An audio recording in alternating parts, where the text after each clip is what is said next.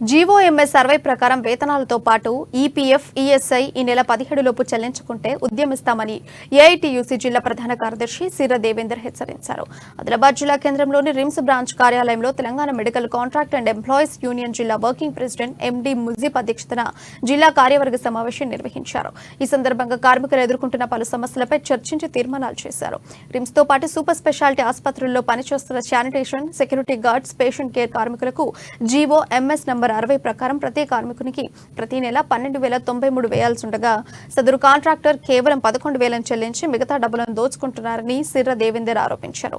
అలాగే పీఎఫ్ ఖాతాలో 3,023 రూపాయలు జమ చేయాల్సి ఉండగా 800 నుండి 1,500 లోపు జమ చేస్తున్నారన్నారు. ఈ నెల 17 తేదీలోపు జీవో ప్రకారం వేతనాలు ఇవ్వకపోతే పెద్ద ఎత్తున ఆందోళనలు చేపట్టడానికి సిద్ధంగా ఉన్నామని స్పష్టం చేశారు. కార్మికులకు సంబంధించినటువంటి కాంట్రాక్టర్ అగ్రిమెంట్ ప్రకారం జీవోఎంఎస్ నంబర్ 60 ప్రకారం ప్రతి నెల కార్మికుని అకౌంట్లో 12,093 రూపాయలు వేయాలి. 3,023 రూపాయలు పిఎఫ్ కట్టాలి. 484 రూపాయలు ఈఎస్ఐ కట్టాలి.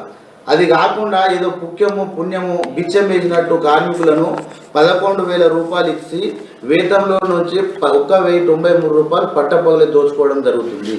పిఎఫ్కు సంబంధించి 3,023 రూపాయలు కట్టాల్సింది 1,400, 1,500, 1,600, 800, 1,000 రూపాయలు ఇట్లా వేసేసి ఏదో వీళ్ళకు భిక్షం వేసినట్టుగా వ్యవహరిస్తూ ఆ పిఎఫ్ డబ్బుల నుంచి కూడా దోచుకోవడం జరుగుతుంది. కార్మికులకు రావాల్సినటువంటి జీవో ప్రకారం వేతనాలు పిఎఫ్, ఈఎస్ఐ కట్టకపోతే ఈ నెల 16 తారీఖున సమ్మె విజయవంతం చేసి 17 తారీఖు నుంచి ఆందోళన కార్యక్రమాలు చేపడతాం.